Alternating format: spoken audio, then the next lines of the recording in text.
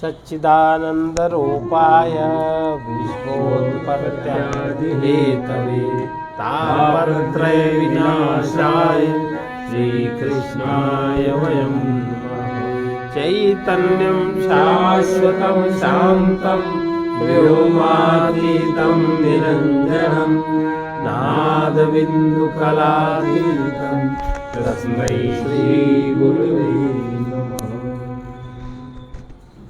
आज हम लोग शुरू करेंगे प्रणव बोध के बाद तत्वबोध, प्रणव बोध, उसके बाद उसका पूरक है अमृत बिंदु उपनिषद, जो जीवन का मुख्य साधन क्या है। दो प्रकार की विद्याएं हैं, एक अपरा विद्या और एक परा विद्या।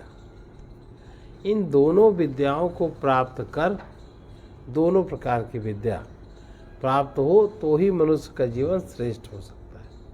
विद्या के बिना मनुष्य पशु के तुल्य है। और मनुष्य के लिए जानने योग्य दो विद्याएं हैं, एक परा दूसरी अपरा, क्योंकि इन दोनों में से ऋग्वेद, यजुर्वेद, सामवेद, अथर्ववेद, शिक्षा, कल्प, व्याकरण, निरुक्त, छंद, ज्योतिष, ये सब अपरा विद्या के अंतर्गत है। अपरा माने भौतिक शास्त्र, भौतिक जगत की व्यवस्था, तथा जिससे वो अक्षर या ब्रह्म तत्व का ज्ञान होता है, वो परा विद्या के अंतर्गत है। इसका तात्पर्य है कि अपरा विद्या है भौतिक विद्या और परा विद्या है अध्यात्म विद्या। अपरा विद्या के अंतर्गत इस लोक और परलोक में भोग सामग्री की रचना विधि और उसको उपलब्ध करने के साधनों की शिक्षा, चारों वेदों के कर्मकांड भाग इसी सबका वर्णन है। इसमें शिक्षा आदि 6 वेदांग हैं। वेदों के पाठ करने और उसके उच्चारण की विधि किस प्रकार होनी चाहिए, उसको कल्प कहते हैं। जैसे वेद का मंत्र हर कोई नहीं पढ़ सकता। जैसे आपने देखा होगा कि जो पढ़ते भी हैं उनमें बहुत सारी त्रुटियां होती हैं। कहीं लय नहीं ठीक है, कहीं छंद नहीं ठीक है, कहीं अलंकार नहीं ठीक है। तो इसके लिए वेदों का पाठ और उसका उच्चारण करने की विधि एक कल्प शास्त्र है। कल्प में क्या क्या चीज़ें होनी चाहिए, उसमें क्या है, कल्प में क्या क्या है। भाषा के शब्द, वाक्य और उनके अर्थ का निर्धारण करने वाले जो नियम हैं, वो सब व्याकरण के अंतर्गत आते हैं। तो 6 जो वेदांग हैं, 6 वेदांग क्या हैं। पहला शिक्षा, शिक्षा 2 प्रकार की बता दी, परा और अपरा। परा में क्या है, अपरा में क्या है। अब कल्प, कल्प माने वेदों का पाठ करने और उसके उच्चारण करने की विधि को कल्प कहते हैं। भाषा के शब्द, वाक्य, उसके अर्थ का निर्धारण करने वाले नियम को व्याकरण कहते हैं। और शब्द रचना का क्या विधान है, ये निरुक्त शास्त्र में है। वैदिक छंदों की जाति और भेद का ज्ञान छंदों से होता है। ग्रह नक्षत्रों की गति और स्थिति मनुष्य पर पड़ने वाले उनके प्रभावों का ज्ञान ज्योतिष शास्त्र में है। तो 6 वेदांग कौन कौन से हैं, शिक्षा, कल्प, व्याकरण, निरुक्त, छंद और ज्योतिष। ये 6 वेदांग वेदों का अध्ययन करने में सहायक है। प्राचीन काल में 4 वेद और 6 वेदांग ही अपरा विद्या कहलाते थे। अब 4 वेदों में हर तरह का भौतिक स्वार्गिक विद्या का विधान है। ये जो आज जो आपको निर्माण सब आ रहे हैं, भौतिक निर्माण, ये सब अगर ये सब ग्रंथ अगर न सब ले जाते, न पढ़वाते पंडित आचार्यों से, तो उनके सिद्धांत निर्मित उनमें सब में लिखा है। ये सब विद्या कहलाते हैं। 6 वेदांग ही अपरा विद्या कहलाते हैं। इनके अध्ययन से मनुष्य का भौतिक जीवन श्रेष्ठ बनता है। अब अपरा विद्या में आजकल तो क्या है, कोई जरा सी शाखा, उसका कोई जरा सा तात्कालिक ज्ञान, उसमें इतना अभिमान आ जाता है कि उसके अंदर की फिर ज्ञान शक्ति आगे नहीं बढ़ पाती। आजकल व्यक्ति धन का पशु है, तो जहाँ उसको जरा सा विद्या अर्जित हुई और जहाँ उससे धन संग्रह हुआ वहाँ वो अंधा हो जाता है, इसलिए वो आगे नहीं बढ़ पाता। पराविद्या का भी वर्णन वेदों में है। उसे छोड़कर वेदों की समस्त विद्या अपराविद्या है। पराविद्या के द्वारा परब्रह्म परमात्मा का तत्व ज्ञान प्राप्त होता है। आजकल जो विद्यालयों में शिक्षा दी जाती है वो जीविका अर्जित करने के लिए जो जड़ जगत के किसी भी अंग का ज्ञान कराने वाली शिक्षा है, उसे अपरा विद्या ही समझना चाहिए। हम लोगों का जीवन इसी विद्या पर निर्भर करता है, परा विद्या की ओर किसी का ध्यान नहीं जाता। वस्तुतः परा विद्या जाने बिना मनुष्य का जीवन अधूरा है। आपने पदार्थ के विषय में तो जान लिया, पदार्थ की कीमिया समझ ली, और आपका जो अपना ज्ञान है, आपका जो अपना शरीर है, जो प्रिय प्रकृति है, जो अंतर से ये सारा है, इसको आप जानेंगे नहीं तो आप उपयोग नहीं कर सकते। तो ये वस्तुतः परा विद्या जाने बिना मनुष्य का जीवन अधूरा रह जाता है और वो भय, चिंता, दुख, क्लेश आदि से कदापि नहीं बच पाता।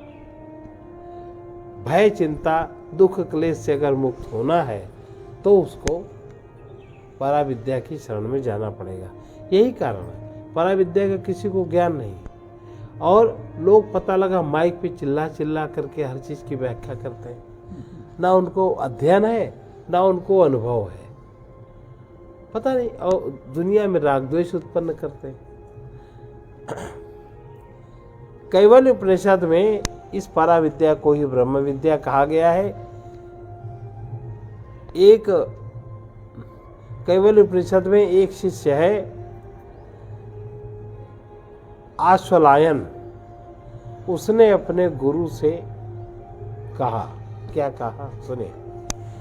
अधीति भगवान ब्रह्म विद्याम वरिष्ठाम, अधीति भगवान ब्रह्म विद्याम वरिष्ठाम, सदा सद्भि सेव्यमानाम निगूढ़ाम, सदा सद्भि सेव्यमानाम निगूढ़ाम, यया चिरात सर्व पापम व्यपोय, यया चिरात सर्व पापम व्यपोय, परात् परम पुरुषम याति विद्वान, परात् परम पुरुषम याति विद्वान। हे भगवान, मुझे उस सर्वोत्कृष्ट ब्रह्म विद्या का उपदेश कीजिए जिसका सत्पुरुष सदा ही अनुशीलन करते आए हैं, जो कि अत्यंत गूढ़ है। विद्वान लोग उस ज्ञान के द्वारा सब पापों से मुक्त होकर परम पुरुष परमात्मा को प्राप्त करते हैं। ये ब्रह्म विद्या या पराविद्या ही उपनिषदों का प्रतिपाद्य विषय है। उपनिषदों का मुख्य विषय पराविद्या है। वेद का अंतिम भाग सर्वश्रेष्ठ भाग होने के कारण से वेदांत भी कहते हैं। 1,00,000 मंत्र हैं वेदों में,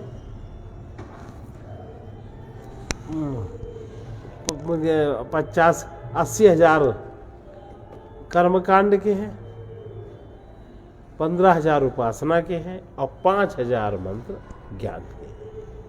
1,00,000 ज्ञान ही कम है। अरे तो ज्ञान है ही, ज्ञान कितनों को अनुभव हुआ। अब इस समय आप देखो, इस समय आपको कोई ज्ञानी नजर आता है तो ज्ञान तो होएगा ही कम।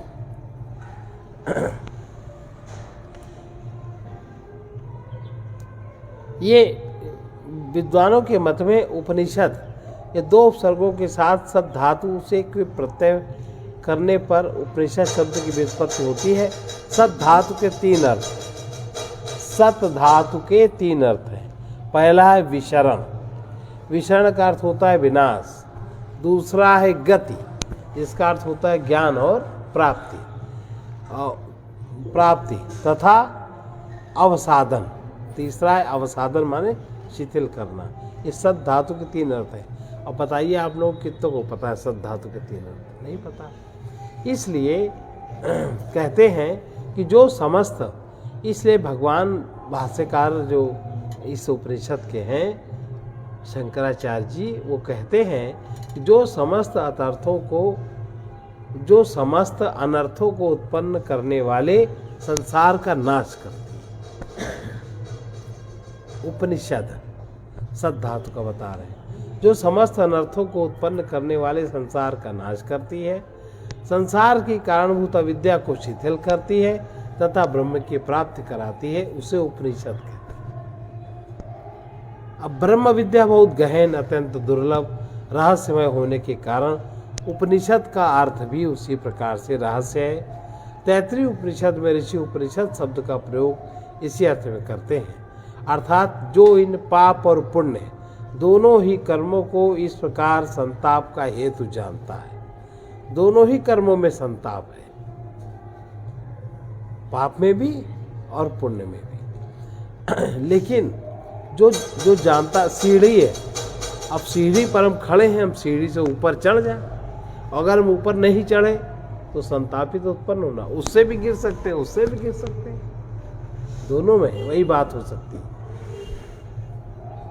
जो ये दोनों को पाप और पुण्य दोनों ही कर्मों को इस प्रकार संताप का कारण जानता है, वो पुरुष आत्मा की रक्षा करने में तत्पर हो जाता है।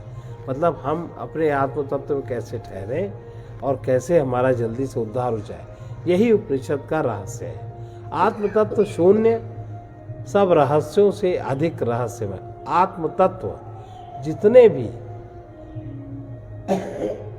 रहस्य हैं, सभी रहस्यों से अधिक रहस्यमय है आत्म तत्व, क्योंकि वो तो अपना स्वरूप ही है और हम वही हैं और वही हम ही को नहीं पता। अब इससे ज्यादा रहस्य क्या होगा, है ना सबसे ज्यादा रहस्य। वस्तुतः इसे जान लेने पर फिर कुछ भी जानना शेष नहीं रह जाता। इस विद्या का निरूपण जिन ग्रंथों में किया गया है उसी को उपनिषद कहते हैं। ब्रह्म विद्या को जानकर मनुष्य के सब दुखों की आत्यंतिक निवृत्ति हो जाती है और वो परमानंद की स्थिति में आ जाता है। उसको परमानंद का निरंतर अनुभव होने लगता है। भौतिक विद्याओं से यह गति प्राप्त नहीं हो सकती। विषय भोगों और उपासना आदि से तत्काल कुछ अभावों की पूर्ति हो जाती है और दुखों की निवृत्ति होती हुई प्रतीत होती है कि अब दुख नहीं होगा, लेकिन ऐसा होता नहीं, किंतु थोड़े ही समय में पुनः हुआ दुख फिर उत्पन्न होता है। जब तक दुखों का मूल कारण समाप्त नहीं होता तब तक दुख बार बार आते रहते हैं। इसीलिए निश्चय ही जब तक यह शरीर बना हुआ है तब तक सुख दुख का निवारण नहीं हो सकता। इससे स्पष्ट है शरीर की प्राप्ति जन्म से होती है और जन्म का कारण कर्म है।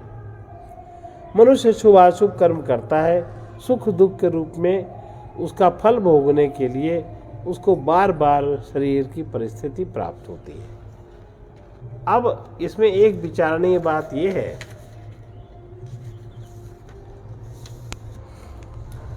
कि हमें कर्म करने क्यों पड़ते हैं, हम कर्म क्यों करते हैं। कर्म करने का कारण हमारे मन में स्थित राग अथवा द्वेष है। कुछ की चाह है और कुछ की अचाह है। और विषयों में राग द्वेष का कारण, विषयों में राग द्वेष क्यों है, उन्हें सुखदायी समझने की भ्रांति है। विषयों से हमें सुख मिलेगा, दुख हटेगा, ये भ्रांति है। ये भ्रांति या अज्ञान ही सब दुखों का कारण है। वस्तुतः अपना आत्मस्वरूप ही आनंद है। जब तक आत्मस्वरूप का अनुभव नहीं होता तब तक ये सब चलता है जीवन में। उस आनंद को न जानना और न अनुभव करना है, अभी अभी हम ही वो हैं, और उसको न जानना, अनुभव भी न करना, इसी को अज्ञान कहते हैं। इस अज्ञान के रहते इंद्रिय विषय सुख विहीन होते हुए भी सुखदायक प्रतीत होते हैं, ये भ्रांति है। अज्ञान का नाश ज्ञान से होता है, अन्य किसी प्रकार से नहीं होता। इसलिए श्वेताश्वतर उपनिषद के ऋषि कहते हैं, ज्ञात्वा देवम सर्वपाशापहानि क्षीणै क्लेशैर् जन्म मृत्यु प्रहाणी। अर्थात उस परम देव को जानकर सारे बंधन कट जाते हैं। क्लेशों के क्षीण होने पर जन्म और मृत्यु से भी छुटकारा हो जाता है। मतलब जिस अहंकार का जन्म मृत्यु होता है उससे छुटकारा हो जाता है, और उस अहंकार के छूट जाने पर दुख की निवृत्ति हो जाती है। ईशावास्य उपनिषद में द्वैत के निवारण से मोह की निवृत्ति और मोह के निवारण से शोक की निवृत्ति कही गई है। तत्र को मोहा कह शोका एकत्वम अनुपश्यता, अर्थात इस अवस्था में एकत्व अर्थात अद्वितीय परमात्मा का निरंतर साक्षात करने वाले पुरुष के लिए फिर कौन सा मोह है और कौन सा शोक, अर्थात वो शोक और मोह के पार अपने को अनुभव करता है। इस शोक निवृत्ति के लिए सत्य का ज्ञान, परमात्मा का ज्ञान नितांत आवश्यक है। इसके बिना जो हमें क्लेश है, जो अविद्या का क्लेश है, दुख है, दूर नहीं हो सकता। परमात्मा के ही शोक निवारक ज्ञान का ही निरूपण उपनिषद करते हैं। इस प्रकार उपनिषदों की ब्रह्म विद्या मनुष्य का परम हित करने वाली है, इसलिए इसे परा विद्या, जिससे परम हित हो उसको परम विद्या, परा विद्या कहते हैं। उपनिषदों में विद्या या ज्ञान का विषय परमात्मा ही जाना गया है। भौतिक ज्ञान तो अविद्या की कोटि में आता है। उपनिषदों में इस अविद्या की निंदा की गई। ईशावास्य उपनिषद में कहा गया, बहुत कड़ी बात है। असूर्या नाम ते लोका अंधेन तमसावृता, अंधेन तमसा तांस्ते प्रेत्याभिगच्छन्ति, ये के चात्महनो जनाः, ये के चात्महनो। सूर्य के प्रकाश से रहित लोकों में अंधकार छाया हुआ है। जो कोई भी आत्मा की हत्या करने वाले मनुष्य हैं, अब आत्मा की हत्या माने जो इस जीवन में स्वयं को जानने का प्रयत्न ही नहीं करते, तो उन्होंने अपनी हत्या कर ली। अहंकार की माया में वो पड़े रहते हैं, और जो कोशिश ही नहीं करते वो अब आत्मा की हत्या करते हैं। उनका आत्मा एकदम नीचे हो जाता है, पदार्थ और अहंकार ऊपर हो जाता है। तो जो कोई भी आत्मा की हत्या करने वाले मनुष्य हैं, वे मरकर उन्हीं भयंकर लोगों को बार बार प्राप्त होते हैं, जो इसके लिए प्रयास ही नहीं करते। कठोपनिषद के ऋषि भी अविद्या की निंदा बहुत कड़े शब्दों में करते हैं। अविद्या अविद्यायामन्तरे वर्तमाना, अविद्यायामन्तरे वर्तमाना, स्वयं धीरा पंडितं मन्यमाना, स्वयं धीरा पंडितं मन्यमाना, धन्द्रम्यमाणाः पर्यन्ति मूढा, धन्द्रम्यमाणाः पर्यन्ति मूढा, अंधेनैव नीयमाना यथान्धा, अंधेनैव नीयमाना यथान्धा। अविद्या के भीतर स्थित होकर भी जो अपने आप को विद्वान और बुद्धिमान मानने वाले, अविद्या के भीतर स्थित होकर भी जो अपने आप को बुद्धिमान और विद्वान मानने वाले, भोग की इच्छा रखने वाले, भोग से कभी तृप्त ना होने वाले मूढ़ लोग नाना प्रकार की योनियों में चारों ओर भटकते हुए ठीक वैसे ही ठोकरें खाते फिरते हैं जैसे अंधे मनुष्य के द्वारा चलाए जाने वाले अंधे अपने लक्ष्य तक न पहुंचकर इधर उधर भटकते और कष्ट पाते रहते हैं। अब आजकल जो विचारवान जो जीवन पर विचार करते हैं वो इस बात पर बल देते हैं, ध्यान देते हैं, क्योंकि प्रत्येक मनुष्य के सामने दोनों मार्ग सामने आते हैं। प्रत्येक जीव के सामने परमात्मा कृपा करके दोनों चीजें उपलब्ध कराता है। श्रेय विद्या के लिए किसी न किसी ऐसे व्यक्ति को आपके साथ ला देगा। अब आप उसका सदुपयोग न करो तो गलती है आपकी।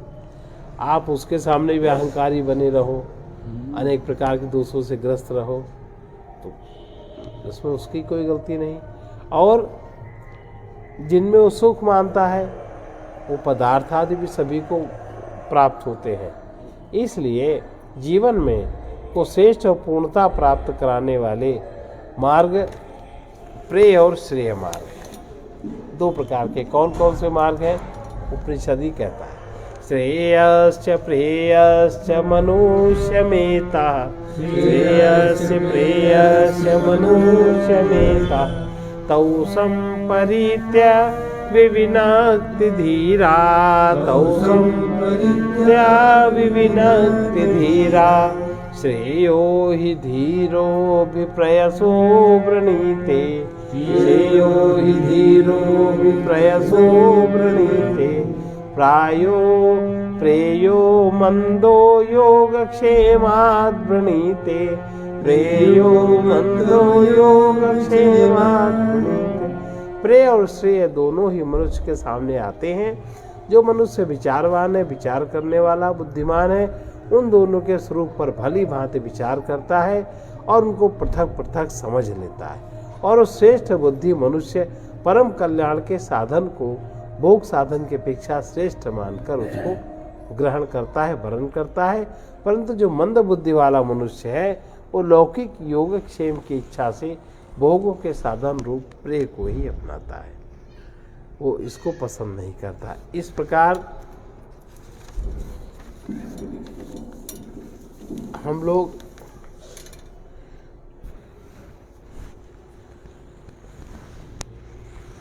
जो सब उपनिषदें आत्मा के एकत्व को ही प्रतिपादन करती हैं, निरूपण करने वाली अनेक श्रुतियाँ अनेक उपनिषदों में लिखी हैं। थोड़ी थोड़ी दो दो चार लाइन की ये बता रहे हैं। यस्तु सर्वाणि भूत्यात्मन्, यस्तु सर्वाणि भूतात्मन्, वेवानुपश्यति, वेवानुपश्यति, सर्वभूतेषु चात्मानं, सर्वभूतेषु चात्मानं, ततो न विजुगुप्सते, ततो। ईशावास्य उपनिषद का है ये छठवां मंत्र। जो सब भूतों को आत्मा में ही देखता है तथा सब भूतों में आत्मा को ही देखता है, वो इस सर्वात्म भाव के दर्शन के कारण किसी से जो उसका घृणा का भाव है, घृणा का जो बीज है, वो उसका समाप्त हो जाता है। हिरण्यमये परे कोशे, हिरण्यमये परे कोशे, विरजं ब्रह्म निष्कलं, विरजं ब्रह्म निष्कलं, यच्छुभ्रं ज्योतिषां ज्योतिः, यच्छुभ्रं ज्योतिषां ज्योतिः, तद्यदात्मविदो विदुः, तद्यदात्मविदो। ये मुंडक उपनिषद का दूसरे अध्याय के दूसरा नौ है। वो निर्मल तथा निष्कल ब्रह्म हिरण्यमय परम कोश में स्थित है। हिरण्यमय माने जिसका आकार, जिसकी आभा सोने की सी। अब आपके अंदर ऐसा कौन सा शरीर है, ऐसा कौन सा चक्र है जिसके आसपास सुनहरी तरंगे निष्कासित होती है? अब शरीर में ध्यान के द्वारा उसका पता लगा करके उसके बोध में जाना पड़ता है। वो शुद्ध तथा समस्त ज्योतिर्मय पदार्थों का भी प्रकाशक है और वही परम तत्व है जिसे आत्मज्ञानी ही जान पाते हैं। यत् परम ब्रह्म सर्वात्मा, यत् परम ब्रह्म सर्वात्मा, विश्वस्यायतनं महत्, विश्वस्यायतनं महत्, सूक्ष्मात् सूक्ष्मतरं नित्यं, सूक्ष्मात् सूक्ष्मतरं नित्यं, सत्वमेव त्वमेव तत्, सत्वमेव त्वमेव। कैवल्य उपनिषद का पहले अध्याय का 15वां, जो पर ब्रह्म सबका आत्मा, विश्व का महान आयतन, सूक्ष्म से भी सूक्ष्मतर और नित्य है, वो तुम ही हो और तुम ही वो हो। सर्वभूतादिवासं यद, सर्वभूतादिवासं यद, भूतेषु च वसत्यपि, भूतेषु च वसत्यपि, सर्वानुग्रहकत्वेन, सर्वानुग्रहकत्वेन, तदस्म्यहं वासुदेवः, तदस्म्यहं वासुदेवः। जिसमें संपूर्ण भूतों का निवास है, जो स्वयं भी संपूर्ण भूतों के हृदय में निवास करता है तथा सब पर अहेतु की दया करने के कारण जो प्रसिद्ध है, वो सर्वात्मा वासुदेव मैं, ऐसा कह रहे हैं। इस प्रकार से जो ब्रह्म विद्या का ज्ञान देने वाला गुरु भी अधिकारी व्यक्ति होना चाहिए, उसको ज्ञान होना चाहिए, जिसको किसी गुरु के द्वारा ही वो ज्ञान अनुभव हुआ है, प्राप्त हुआ है, और जिसको देने की भी क्षमता है। इसलिए मुंडक उपनिषद में कहा गया है ये ज्ञान श्रोत्रिय और ब्रह्मनिष्ठ गुरु से ही प्राप्त हो सकता है। श्रोत्रिय और ब्रह्मनिष्ठ को ही ये ज्ञान जागृत भी हो सकता है, श्रोत्रिय और ब्रह्मनिष्ठ से ही ये प्राप्त भी हो सकता है।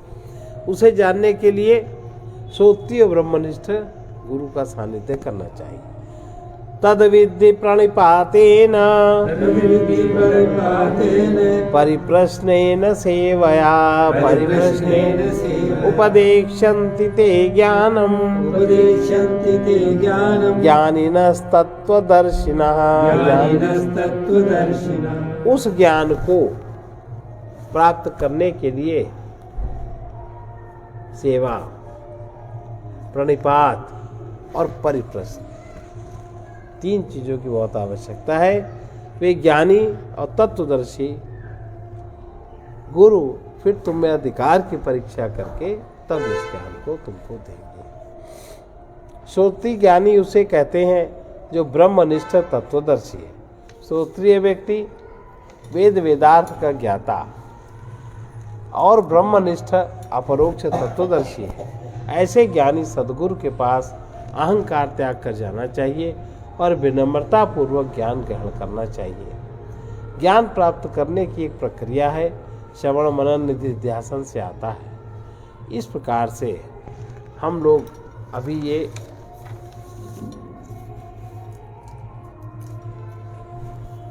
देखते हैं अमृत बिंदु उपनिषद, प्रणव बोध देखा अमृत बिंदु उपनिषद।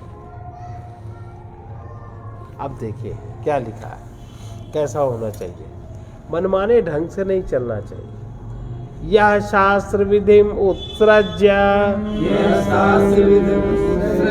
वर्तते कामकारतः वर्तते न स सिद्धिमाप्नोति न सिद्धिमाप्नोति न सुखम न परां गतिम और तस्मात् शास्त्रं प्रमाणं ते कार्य व्यवस्थितौ ज्ञात्वा शास्त्र विधानोक्तं कर्म कर्तुमिहार्हसि। जो पुरुष शास्त्र में बताई हुई कार्य विधि का त्याग कर स्वेच्छाचारी व्यवहार करता है उसको न सिद्धि प्राप्त होती है, न उसको सुख प्राप्त होता है और ना ही वो परम गति को प्राप्त होता है। जैसे आजकल स्वेच्छाचारिता का एक उदाहरण क्या है, कोई वस्तु आज दान करेंगे तो अपने ही रक्त संबंधी को दान, उसी को दान बोलते हैं, जबकि वो दान ये स्वेच्छाचारी आचरण है। कुछ भी खिलाना होगा तो अपने को ही खिला देंगे, जो चाहे जो संस्कार हो उसको अपने हिसाब से अपनी विरोध का बना के करते। इसलिए कार्य और अकार्य की व्यवस्था में शास्त्र ही प्रमाण है। शास्त्र में बताए के विधान के अनुसार ही कार्य करना चाहिए। अगर करे स्वे स्वे कर्मण्यभिरतः संसिद्धिं लभते नरः। अपने अपने कर्म में लगे रहने से मनुष्य को संसिद्धि प्राप्त होती है। और संसिद्धि माने चित्त की संसिद्धि क्या होता है?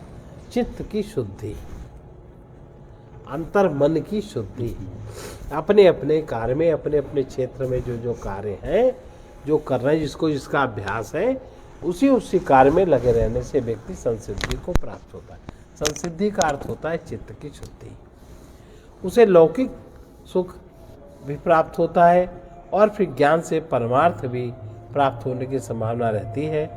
इसलिए शास्त्र में बताए हुए अपने धर्म का पालन करते रहने से ही कल्याण है। शास्त्रों में तीन प्रकार के कर्तव्य हैं। एक सामान्य धर्म, विशेष धर्म, तीसरा आपद धर्म। सुख शांति चाहने वाले व्यक्ति को अपने इन धर्मों का पालन करते हुए अध्यात्म पथ पर बढ़ना चाहिए। धर्म के मार्ग पर आगे बढ़ने पर ही परमार्थ का मार्ग मिलता है। यह ज्ञान मार्ग है।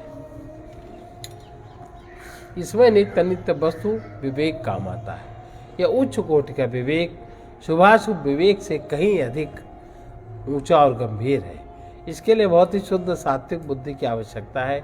इसी विवेक से वैराग्य की जागृति होती है। वैराग्य से षट संपत्ति से युक्त होता है और फिर उसके हृदय में प्रबल मुमुक्षा उत्पन्न होती है। मुमुक्षु व्यक्ति ही गुरु के पास जाता है, उसमें भक्ति भाव रखता है और उसके उपदेश से श्रवण आदि के द्वारा उसको तत्व ज्ञान प्राप्त होता है। अशब्दम अस्पर्शम अरूपम अव्ययम अशब्दं स्पर्शं अरूपं अव्ययं तथा रसम नित्यम गंधवच्चयत रसम नित्यम गंधवच्चयत अनाद्यन्तं महता परम ध्रुवम अनाद्यन्तं महता परम ध्रुवम निचाय्य तन मृत्यु मुखात् प्रमुच्यते निचाय्य तन मृत्यु मुखात् प्रमुच्यते। जो शब्द रहित, स्पर्श रहित, रूप रहित और रस रहित, बिना गंध वाला है। और हम लोग इंद्रिय सुख ढूंढते हैं ध्यान में। तथा जो अविनाशी नित्य अनादि अनंत महान आत्मा से श्रेष्ठ एवं सर्वथा सत्य तत्व है, उस परमात्मा को जानकर मनुष्य मृत्यु के मुख से सदा के लिए छूट जाता है। वो ब्रह्म ही आत्मा है। इसलिए आत्मा अनात्मा का विवेक करने से भी हम आत्मा तक पहुंचकर ब्रह्म ज्ञान प्राप्त करते हैं। सब कुछ ब्रह्म है, यहाँ तक आना है। सर्वम खलविदम ब्रह्म, और ये आत्मा ही ब्रह्म है और ये 4 चरणों वाला है। ऐसा हम लोगों ने प्रणव बोध में पढ़ा। आत्मा 4 चरणों वाला है, 3 शरीर और 3 अवस्थाएं, और ये तीनों विकारी और परिवर्तनशील है। ये हम लोग सुन चुके हैं पिछले में। इनका प्रकाशक चैतन्य इन सब में सदा विद्यमान है। और चौथा क्या है? जो अदृष्ट है, व्यवहार में नहीं आता, पकड़ने में नहीं आता, जिसका कोई लक्षण नहीं, जो चिंतन में नहीं आता, जो बताने में नहीं आता, एकमात्र आत्मसत्ता की प्रतीति ही जिसका सार है, जिसमें प्रपंच नहीं है, ऐसा सर्वथा शांतमय अद्वितीय तत्व आत्मा का चौथा पाद कहा जाता है। वो आत्मा और वही जानने योग्य है। इस प्रकार आत्मनात्म विवेक से जो आत्म तत्व अपने में अनुभूत होने लगता है, वही समस्त जगत का अधिष्ठान ब्रह्म है, ऐसा कहा जाता है। इस प्रकार जब हमें जब मूल तत्व का ज्ञान हो जाता है, तो हमारे हृदय में जो सत और असत की ग्रंथि पड़ी है, वो सर्वथा के लिए छूट जाती है।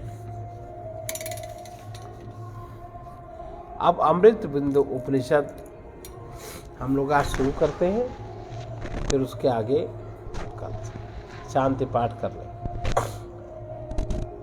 ओम भद्रं कर्णेभिः शृणुयाम देवाः भद्रं कर्णेभिः शृणुयाम देवाः भद्रं पश्येमाक्षभिर्यजत्राः भद्रे पश्येमाक्षभिर्यजत्राः स्थिरैरङ्गैस्तुष्टुवासन् स्थिरैरङ्गैस्तुष्टुवासस्तनूभिर्व्यसेम देवहितं यदायुः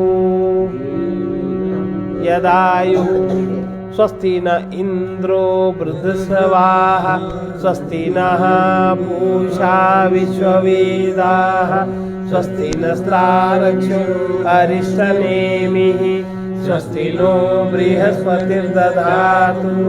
ओम शांति शांति शांति। इसका अर्थ है, हे देवगण, हम अपने कानों से सदा कल्याणमय वचन सुने।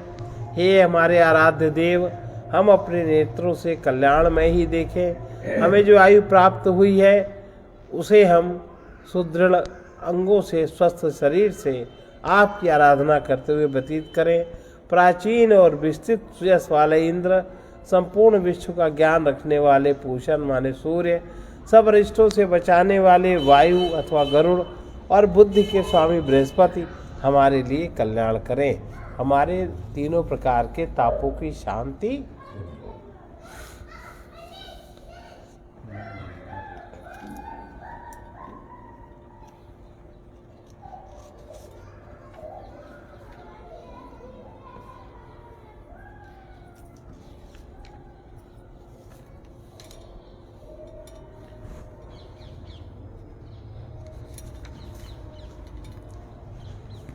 सबसे पहला, इस विद्या का अधिकार किसको प्राप्त होता है? आत्मविद्या के पथ पर बढ़ने के लिए उसका एक प्रकार का विकास क्रम है। जैसे पहले स्कूल, फिर कॉलेज, फिर भौतिक विद्याओं को प्राप्त करने में अन्य डिग्रियां, वैसे ही नियमित रूप से धीरे धीरे हम विवेक, वैराग्य, षट संपत्ति, मुमुक्षुता का अभ्यास करते करते अपने सामान्य जीवन में इन तत्वों को समझने की कोशिश करते हैं, तो फिर हम अंत में ये पाते हैं कि हाँ, इनकी सामान्य जीवन में भी बहुत आवश्यकता है। अब जो इस आवश्यकता को पूर्ति नहीं करता, वो भौतिक जीवन का भी लाभ नहीं उठा पाता। तो इसका पहला श्लोक है कि हमारे पास हमारा मन दो प्रकार का है। मनो हि द्विविधं प्रोक्तम्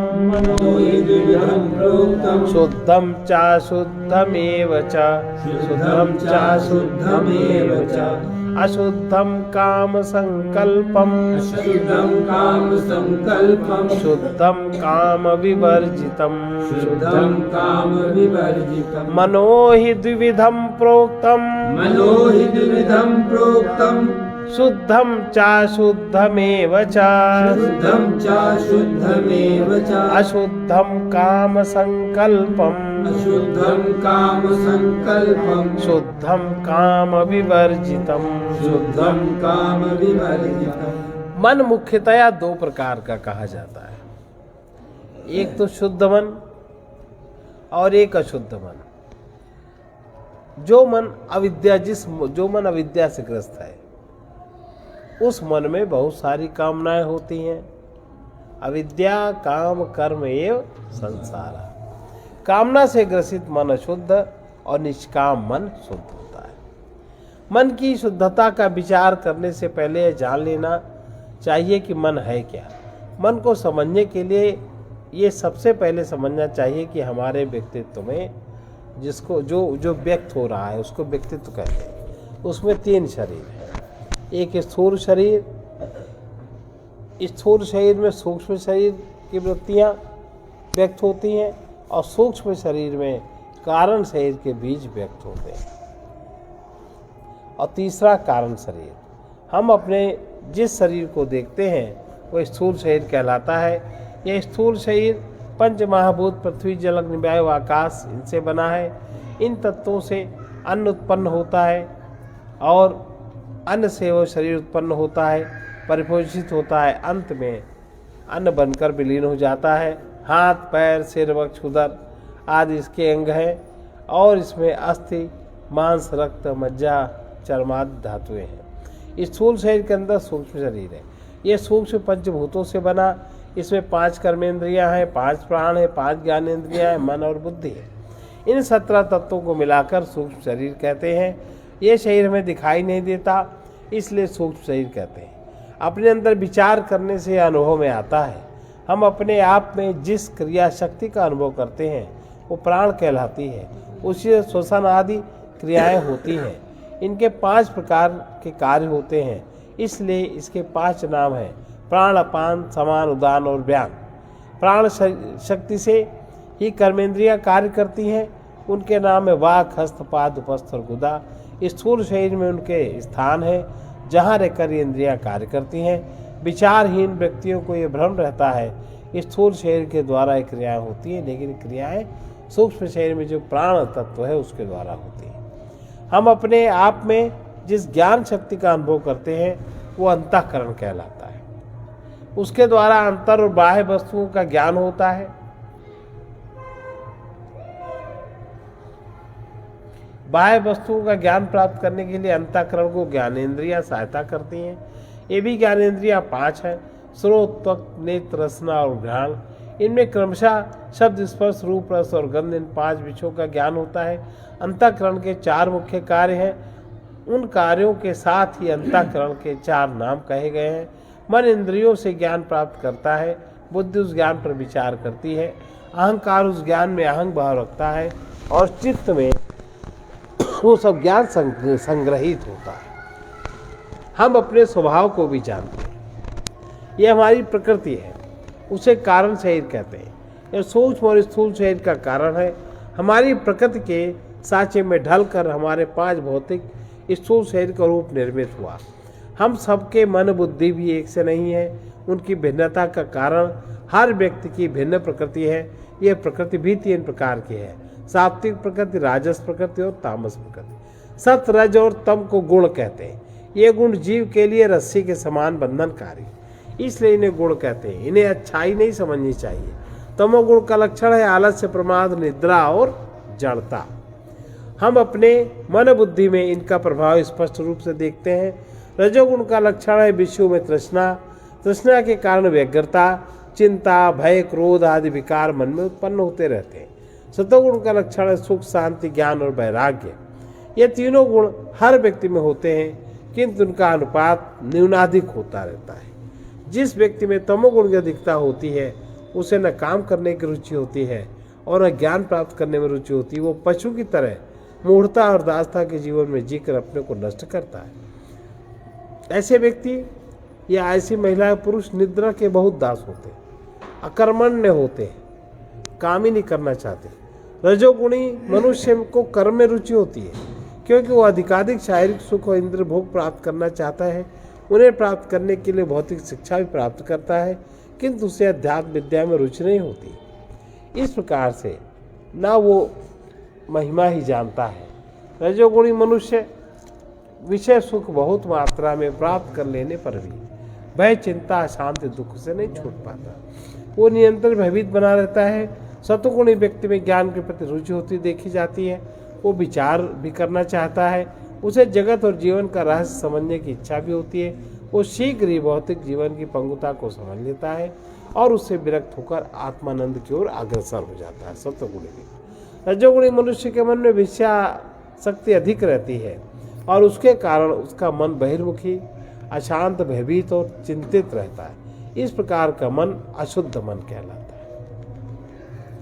फिर से देखें, रजोगुणी मनुष्य के मन में विषयासक्ति अधिक रहती है, उसके कारण मन बहिर्मुखी, अशांत, भयभीत और चिंतित रहता है।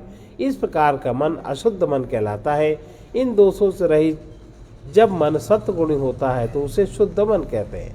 शुद्ध मन में ही साधन चतुष्टय के लक्षण दिखाई देते हैं और उनसे संपन्न पुरुष इस ज्ञान का अधिकारी होता है।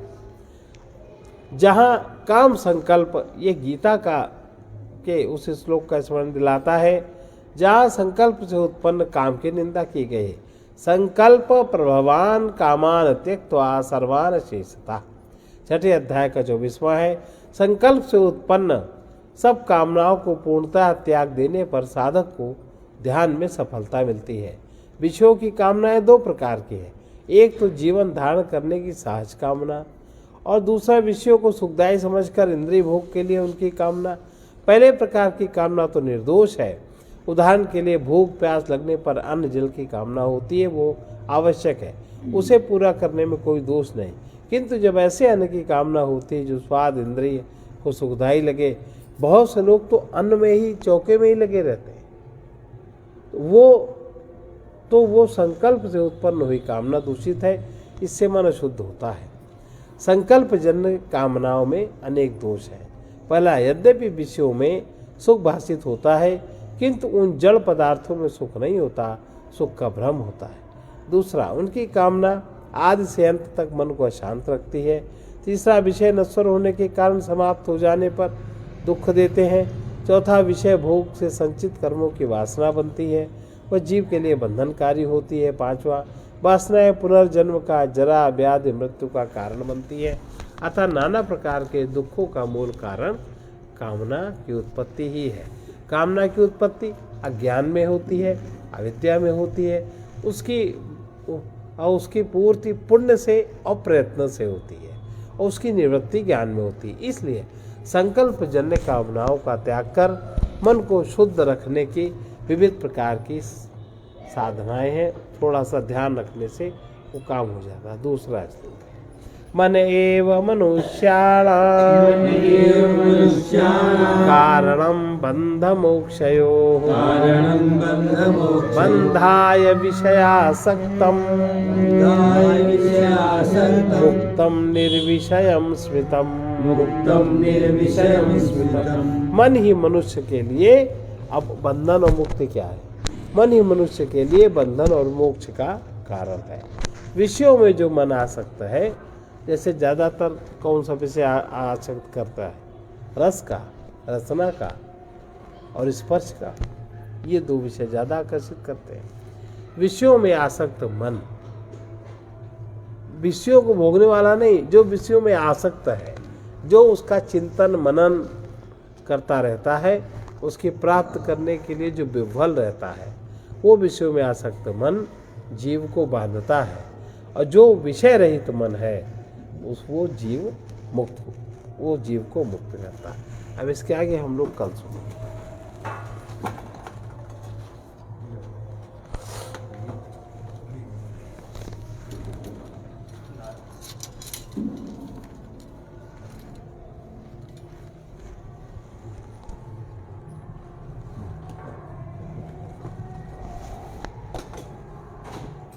कुल मिला के हमारा मन सात्विक बने, इसकी साधना है ना।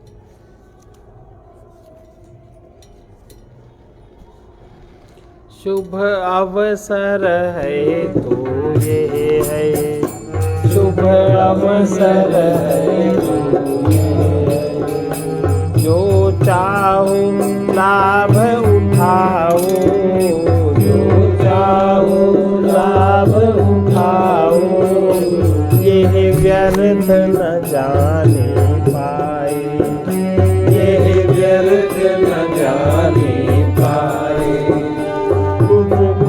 निर्दोष बनाओ, इसको निर्दोष बनाओ, शुभ अवसर है तो ये है, शुभ अवसर है तो ये है।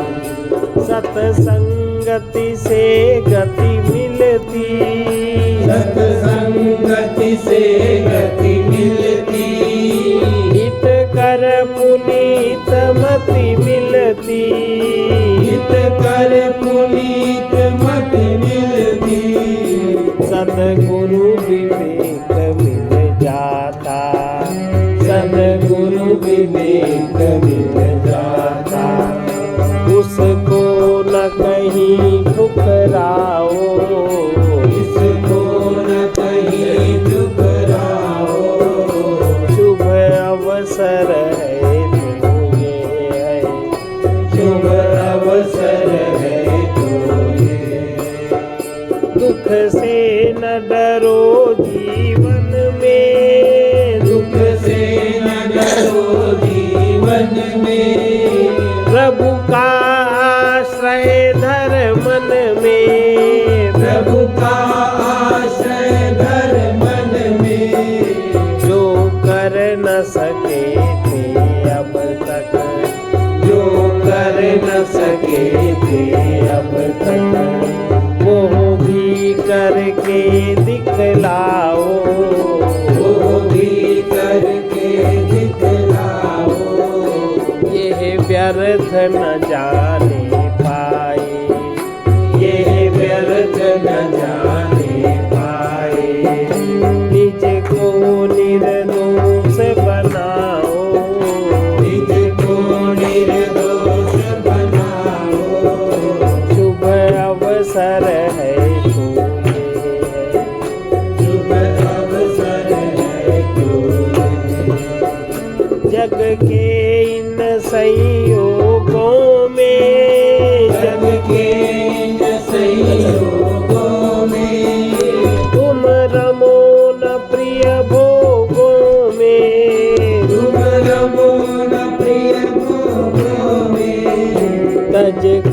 वियोग का भय अब, तज कर वियोग का भय अब।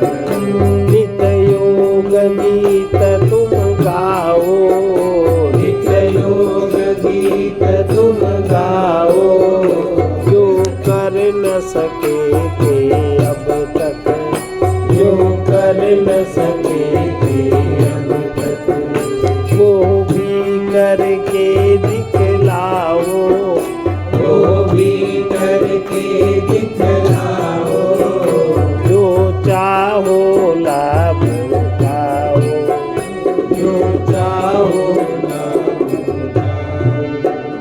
अपने स्वरूप को जानो, अपने स्वरूप को जानो, धन धन अपना मत मानो, धन धन अपना मत मानो, मोही बन कर आए थे, मोही बन कर आए थे, प्रेमी होकर ही जाओ, प्रेमी होकर ही जाओ, यह व्यर्थ न जाने पाए, यह व्यर्थ न जाने पाए, निज को निर्दोष बनाओ, निज को निर्दोष बनाओ, शुभ अवसर है तो ये, शुभ अवसर है इच्छाओं के त्यागी बन, इच्छाओं के त्यागी बन, प्रभु के ही अनुरागी बन, प्रभु के ही अनुरागी बन, है पथिक स्वयं में ठहरो, है पथिक स्वयं में ठहरो, नित परमानंद मनाओ, नित परमानंद मनाओ, शुभ अवसर है तो ये है, शुभ अवसर है तो ये है, जो चाहो लाभ उठाओ, जो चाहो लाभ उठाओ, निज को निर्दोष बनाओ, निज को निर्दोष बनाओ, है पथिक स्वयं में ठहरो, है पथिक स्वयं में ठहरो, नित परमानंद मनाओ, नित परमानंद मनाओ, यह व्यर्थ न जाने पाए, ये व्यर्थ न जाने पाए। कहीं जाना नहीं है, कुछ होना नहीं है, कुछ पाना या खोना भी नहीं है। हम जैसे हैं ऐसे ही अपने को जान पहचान लेना है। अपने में ठहरने से सब आसक्तियाँ समाप्त होती हैं। आसक्ति में ही दुख है, अनासक्ति में ही आनंद है। विज्ञानमय कोश में जागृत रहने पर आनंद की झलक आती है, मनोमय कोश में सुख की प्रतीति ही होती रहती है। और सामान्यतः हम लोग सुख की प्रतीति में ही अटके रहते हैं। सर्वे भवन्तु सुखिनः, सर्वे सन्तु निरामयाः, सर्वे भद्राणि पश्यन्तु, मा कश्चित् दुःखभाग् भवेत्। कृष्णाय वासुदेवाय हरये परमात्मने प्रणतक्लेशनाशाय गोविन्दाय नमो नमः। उग्रवीर महाविष्णु ज्वलन्तं सर्वतोमुखं नृसिंहं भीषणं भद्रं मृत्युर्नमाम्यहम्। ॐ ह्रौं जूं सः ॐ भूर्भुवः स्वः ॐ त्र्यम्बकं यजामहे सुगन्धिं पुष्टिवर्धनम् सुगन्धिं पुष्टिवर्धनम् उर्वारुकमिव बन्धनात् उर्वारुकमिव बन्धनात् मृत्योर्मुक्षीयमामृतात् मृत्योर्मुक्षीयमामृतात् ॐ स्वः ॐ भुवः भूः ॐ स्वाहा ॐ भुवः भूः ॐ सः जूङ्ग्रौङ्गो ॐ सहजो असतो मा सद्गमये तमसो मा ज्योतिर्गमये मृत्योर्मामृतं गमये ॐ पूर्णमदः पूर्णमिदं पूर्णात् पूर्णमुदच्यते पूर्णस्य पूर्णमादाय पूर्णमेवावशिष्यते ॐ शान्ति शान्ति शान्तिः